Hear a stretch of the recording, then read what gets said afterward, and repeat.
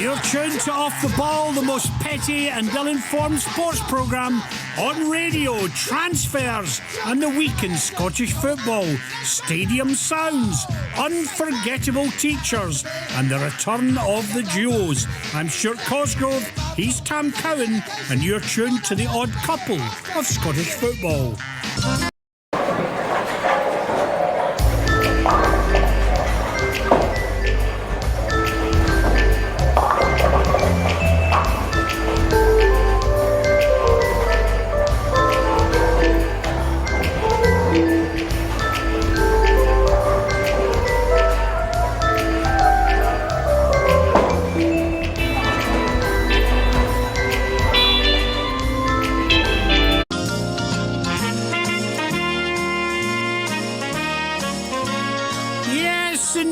Cracking show lined up for us today, Tam. One thing I'm not going to mention ever is Gretna FC, because my old pal James Grady is on the show. I love James, he's a great guest, but no going back to the dark past. No, I'll tell you what, we've got James in for the day. We need somebody that knows something about football, because I'm looking at the front page of the Record, Stuart. Transfer frenzy. And you know what? Newspapers, radio stations, TV shows will always talk up things, you know what I mean, to grab the eye. But for once, this is absolutely spot on. I've never known a transfer window like it. Motherwell in this entire transfer window signed 17 players. Wow.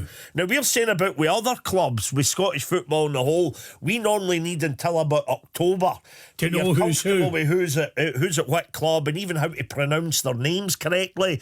We like once we've heard plenty of folk on the radio and Liam McLeod in commentary saying it, but we're going to need to get our finger out this season. But 17 players have been brought in. Well, we have at St Johnstone, we have a new motto, which is we have to get some out before we bring some in. Oh, that's a classic. And the one who moved was, of course, to Livingston, the legend that is Stevie May. So we've lost Stevie. He's gone. Oh, wow. Probably the talisman of the era. See, that went under the radar for me. But tell me the truth, the ultimate talisman, the guy you get the famous jerseys, May 10? May 17. May 17, sorry. May 17, but sadly, there comes a point.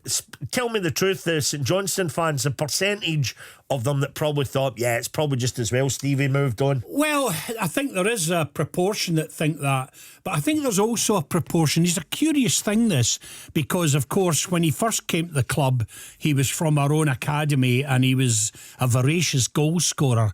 Over his career, he became much more of a kind of subtle player, a guy that did an awful lot of defensive work, played in midfield regularly, came in for the left wing, and I think he became a different kind of player, but people still yearned for him to be the goal scorer. I know, you still want that wee bit of almost nostalgia, and I must say that as well.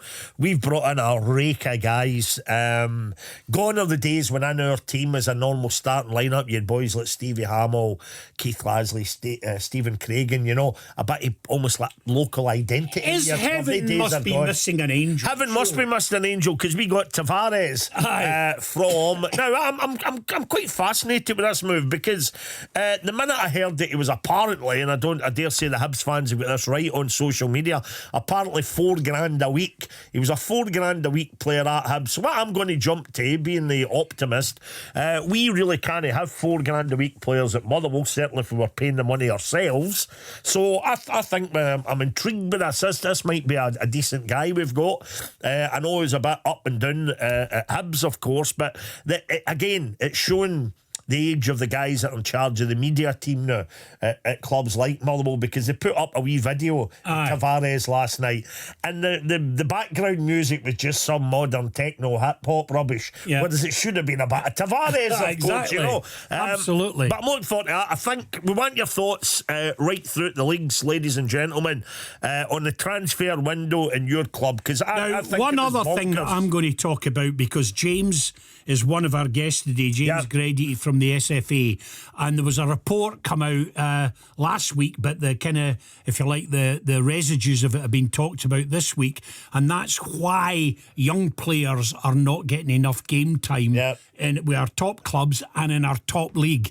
And probably kind of slightly exaggerated this week with Gilmore and McTominay going to Napoli. Yeah. And therefore Napoli having more Scottish internationalists than some of our big teams. Yeah, it's incredible. You've got McTominay and Gilmore at Napoli, you've got Ferguson at Bologna, you've got Shea Adams at Torino, and Josh Doig, Sassuolo. Aye. Is that how you say that one? That's Aye. how you say it. You know, and it goes, good on these guys for absolutely giving it a go and being sought after and all the rest of it. But you're right, there's been some damning statistics recently. You only